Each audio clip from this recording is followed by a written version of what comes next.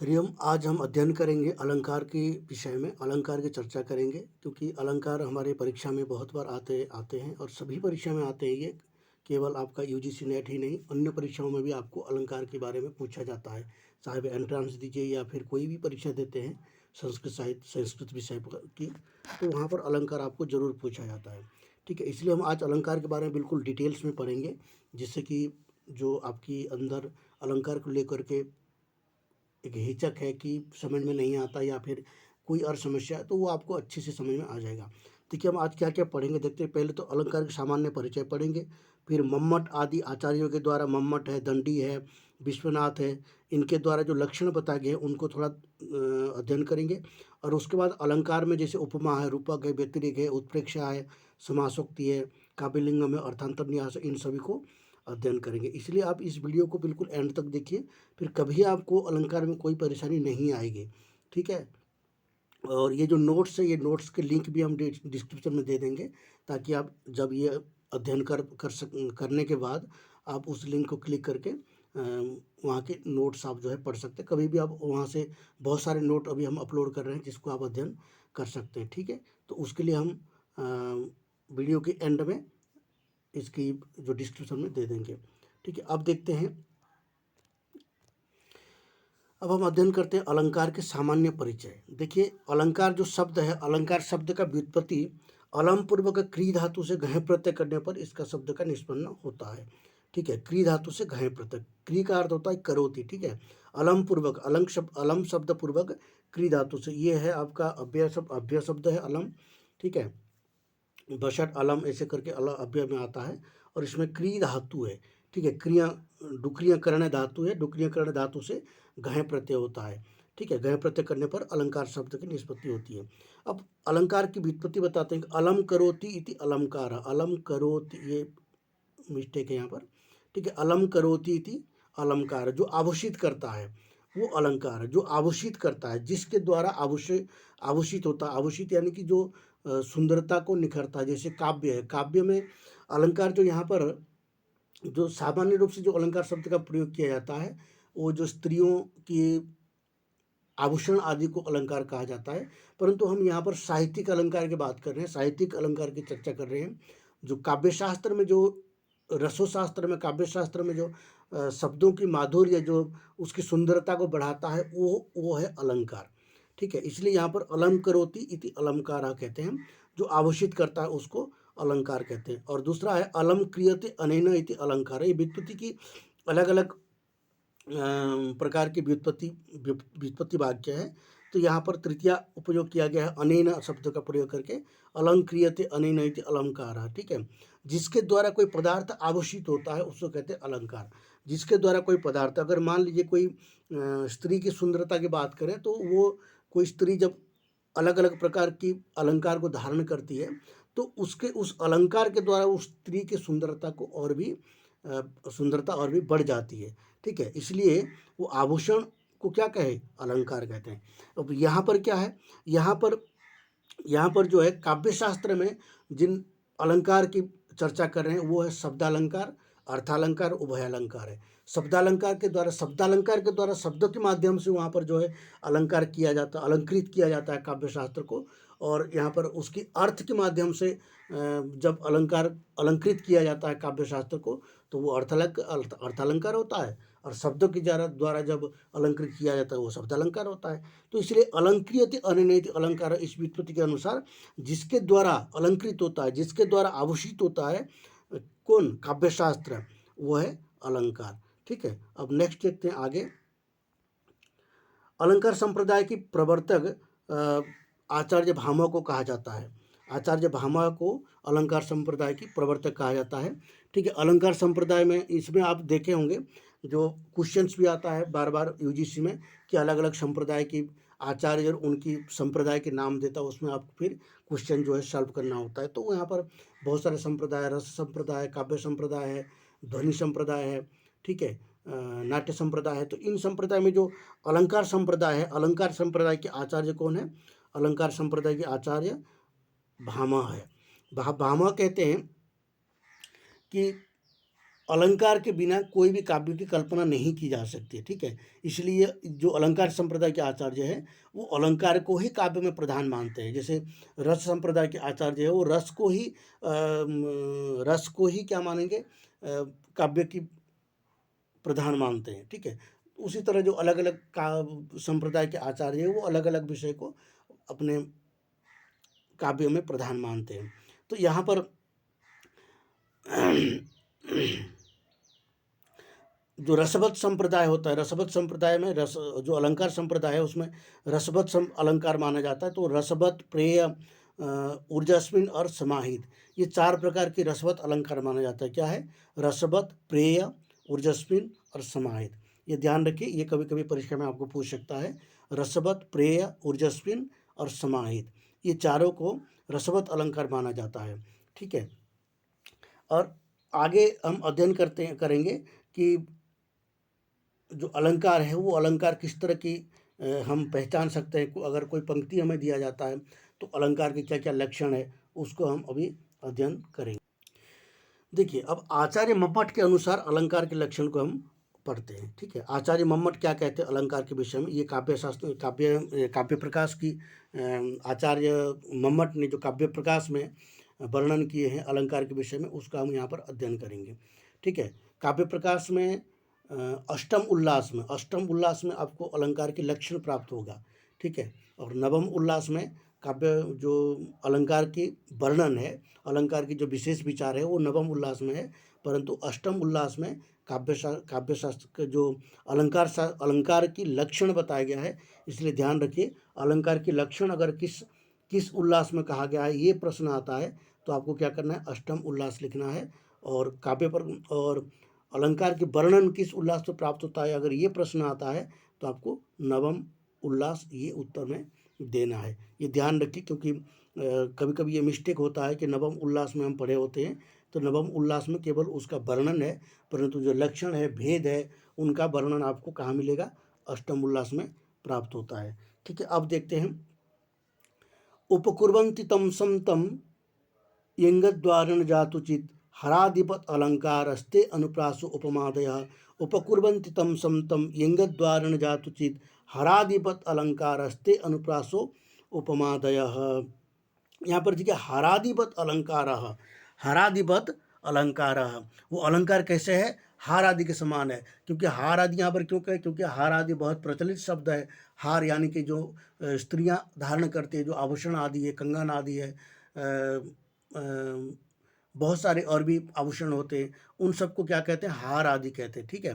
तो इसलिए हारादिवत अलंकार ते अनुप्रास उपमादय, यहाँ पर अनुप्रास और उपमा इन दो शब्द से देखिए, जो अनुप्रास अलंकार है, जो अनुप्रास है वो शब्दालंकार है, और जो उपमा है वो अर्थालंकार में आता है। जो अनुप्रास है वो कहाँ आता है, शब्दालंकार है, और उपमा ये कौन सा है, ये अर्थालंकार है। इसलिए अनुप्रास उपमादय कह करके शब्दालंकार और जो अर्थालंकार है दोनों का यहाँ पर जो है ग्रहण किए हैं, कौन, आचार्य मम्मट, ठीक है। ते अनुप्रास उपमादय हारादिवत अलंकार, ठीक है। ते यानी कि वो अनुप्रास और उपमा आदि यानी कि वो शब्दालंकार, वो अर्थालंकार, हारादिवत अलंकार, हार के समान अलंकार होते हैं। हार से क्या होता है, स्त्री की शोभा बढ़ती है। उसी तरह यहाँ पर जो है काव्यशास्त्र की शोभा बढ़ाने के लिए कौन कौन है, अलंकार है, शब्दालंकार और अर्थालंकार, जो अनुप्रास आदि और उपमा आदि है, ठीक है। अब देखते हैं आगे की पंक्ति, आगे ऊपर की पंक्ति देखिए, उपकुर्वन्ति तं संतं यंगद्वारेण जातुचित, यंगद्वारेण यो नहीं है यहाँ पर, ये मिस्टेक है, यंगद्वारेण जातुचित, ठीक है। उपकुर्वन्ति तं संतं यंगद्वारेण जातुचित, ये अंगद्वारेण जातुचित, तम संतम रसम, वो काव्यशास्त्र की, जो रस शास्त्र की, काव्यशास्त्र की तम संतम रसम, ये अंगद्वारेण जातुचित। यहाँ पर अंग क्या है, अंग होता है, जैसे मुख्य अंग क्या होता है, रस का हार आदि जो अंग है, ठीक है, कौन है, अलंकार यहाँ पर अंग है। अंगद्वारेण जातुचित जो शब्दालंकार है, शब्द और अर्थ इसका अंग है। काव्यशास्त्र का अंग कौन कौन होता है, शब्द और अर्थ होता है, ठीक है। शब्द और अर्थ के द्वारा जातुचित, कभी कभी जातुचित उपकुर्वन्ति, कभी कभी उपकारक होता है, जातुचित उपकुर्वन्ति। तम संतम रसम, ये अंगद्वारेण जातुचित, ये जो अलंकार आदि है, जो अनुप्रास और उपमा आदि है, ये जो अनुप्रास और उपमा आदि है, अंगद्वारेण शब्द और अर्थ, काव्यशास्त्र की अंग कौन कौन है? शब्द और अर्थ है। अंगद्वारेण जातुचित, कदाचित अंगद्वारेण शब्द और अर्थ के द्वारा उपकुर्वन्ति, उपकारक होते हैं। जैसे शब्द का कैसे है, जैसे शब्दालंकार होता है तो शब्दालंकार में शब्दों की माध्यम से ही अलंकार की वहाँ पर काव्यशास्त्र की शोभा होता है, और जहाँ अर्थालंकार होता है वहाँ पर अर्थों के माध्यम से, शब्द कोई भी हो अर्थ बराबर होना चाहिए, शब्द कोई भी हो अर्थ क्या होना चाहिए? बिल्कुल समान होना चाहिए, उसका अर्थ जो है पर्यायवाची होना चाहिए। और जो शब्दालंकार में क्या होता है, शब्द शब्द की ही माधुर्य होता है, वहाँ पर शब्द अच्छे अच्छे चुने चुने शब्द का प्रयोग करना होता है शब्दालंकार में। और अर्थालंकार में ऐसे शब्द प्रयोग करें जिसका अर्थ बहुत ही उत्कृष्ट हो, जो उस प्रसंग को और भी सुंदर बनाता हो अर्थ, ऐसे अर्थों का जो प्रयोग किया जाता है तो वहाँ पर अर्थालंकार होता है। ठीक है, तो इसलिए देखिए, उपकुर्वन्ति तम समतम यंगद्वारण जातुचित, जो अंगभूत शब्द तथा अर्थ के द्वारा विद्यमान होने वाले उस अंगी मुख्य रस का हार आदि के समान कभी कभी उपकार करते हुए अनुप्रास उपमा आदि अलंकार होते हैं। हारादिवत अलंकार ते अनुप्रास उपमादय हारादिवत अलंकार। यहाँ पर प्रश्न कभी आता है कि मम्मट के अनुसार अलंकार का स्थिति क्या है, तो यहाँ पर आप कर सकते हैं हारादिवत है। अलंकार की स्थिति क्या है? हारादिवत है। और अनुप्रास और उपमा, इसमें कौन कौन, इसमें अनुप्रास और उपमा जो है ये किस किस का बोधक है? उपमा, अनुप्रास जो है ये आपका अनुप्रास से शब्दालंकार और उपमा से अर्थालंकार आप ले सकते हैं। ठीक है, इसलिए यहाँ पर अनुप्रास उपमादय दोनों शब्द का प्रयोग किया है। ठीक है, नेक्स्ट देखते हैं। हाँ, यहाँ पर एक नोट मैंने आपको बताया था, जैसे काव्यशास्त्र में अष्टम उल्लास में क्या है, अलंकार की लक्षण बताया गया है, और नवम उल्लास में अलंकार की वर्णन आया है। ये ध्यान रखना, कभी इसमें आपको कंफ्यूज हो सकता है। ठीक है, अब आगे देखते हैं आचार्य विश्वनाथ के अनुसार अलंकार के क्या लक्षण है। ठीक है, शब्दार्थयोरस्थिरा ये धर्मः शोभातिशायिनः रसादीनुपकुर्वन्तो अलंकारोस्ते अंगदादिवत्। ठीक है, शब्दार्थयोरस्थिरा ये धर्मः शोभातिशायिनः रसादीनुपकुर्वन्तो अलंकारस्ते अंगदादिवत्। अंगदादिवत्, इन्होंने भी अंगदादिवत् का, जैसे आचार्य मम्मट ने कहा था हारादिवत, यहाँ पर इन्होंने क्या कहा?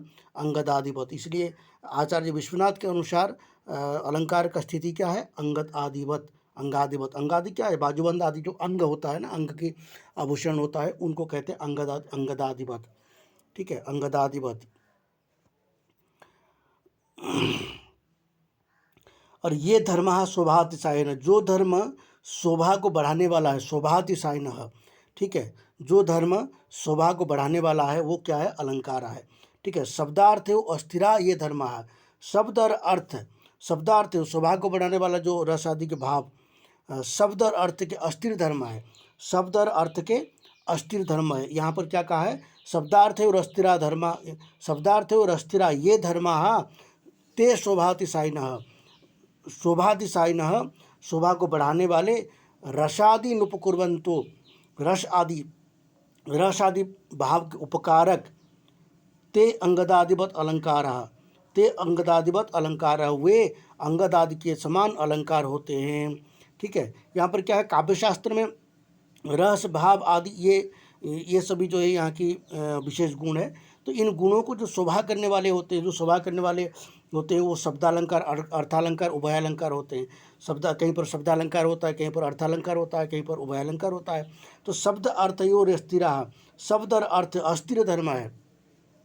ठीक है, अस्थिरा ये धर्म शोभातिशायिनः। यहाँ पर प्रश्न आपको ऐसे ही पूछा जा सकता है, शब्दार्थयोर अस्थिरा ये धर्म शोभातिशायिनः, ये पंक्ति किसका है?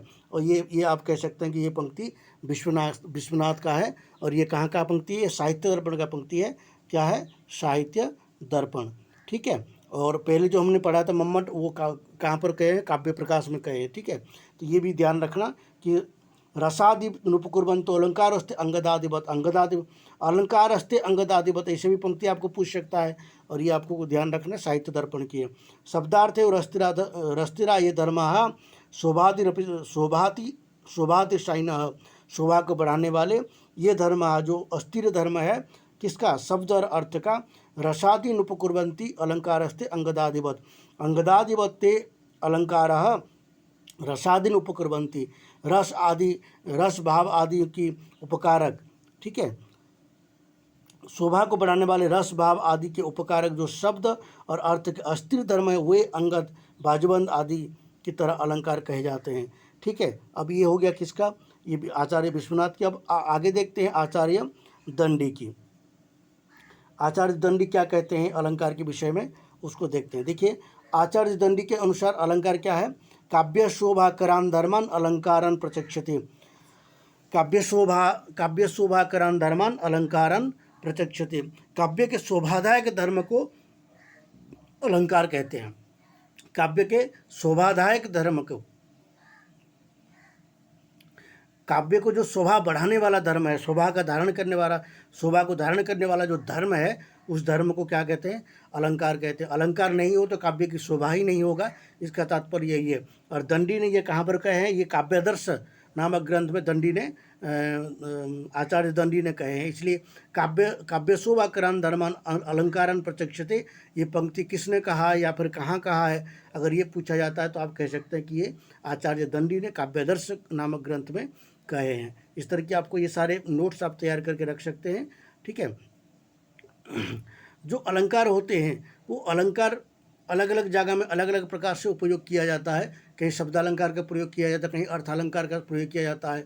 जो शब्दालंकार होता है उसका क्या विशेषता होता है, और जो अर्थालंकार होता है उसका क्या विशेषता होता है, वो हम नेक्स्ट वीडियो में अध्ययन करेंगे, जिसमें हम ये सारे जो टॉपिक है, उपमा है, रूपक है, व्यतिरेक है, उत्प्रेक्षा है, समासोक्ति है, काव्यलिंग है, अर्थांतरन्यास है, इन सारे जो अलंकार है, जो यूजीसी नेट संस्कृत 73 कोड की अनुसार है, ठीक है। ये ध्यान रखिए, संस्कृत 73 कोड के अनुसार है, उसको हम अध्ययन करेंगे।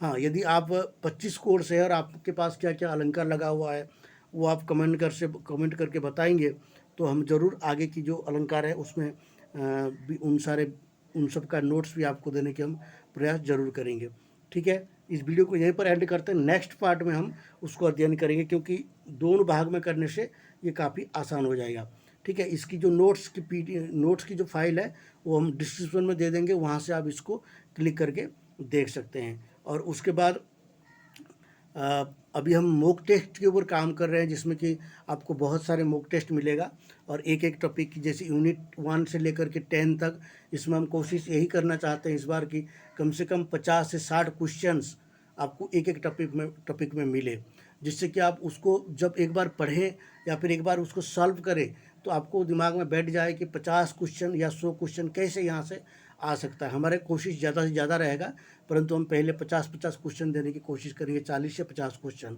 ताकि आपको समय भी कम लगे और उसको आप सॉल्व करके अपना जो तैयारी है उसको आप जांच सकें, ठीक है। तो उसके लिए हम अभी उसका काम सब चल रहा है, धीरे धीरे चल रहा है, क्योंकि ये सारे काम मैं अकेले ही करने वाला हूँ। टाइपिंग है, टाइपिंग के बाद उसको एडिटिंग है, एडिटिंग के बाद उसको सेटिंग करना होता है, सेटिंग करके फिर उसको वेबसाइट में लॉन्च करना होता है। तो बहुत सारी चीज़ें हैं जो अकेले तो होता नहीं है, इसलिए बहुत धीमी हो जाती है गति इसकी, ठीक है। जो भी है, अगर आपको प्रीवियस ईयर्स के क्वेश्चंस आपको देखना है तो उसके सारे PDF हमारे टेलीग्राम ग्रुप में भी है, और साथ में आप लोगों को दिया भी गया है बहुत सारे छात्रों के पास, और व्हाट्सएप ग्रुप में भी हम बहुत सारे जो नोट्स वगैरह वो प्रोवाइड करते रहते हैं। तो इसलिए आपको नोट्स वगैरह चाहिए तो आप हमारे नंबर पर ज़रूर संपर्क कर सकते हैं, डिस्क्रिप्शन में हम नंबर आपको दे देंगे।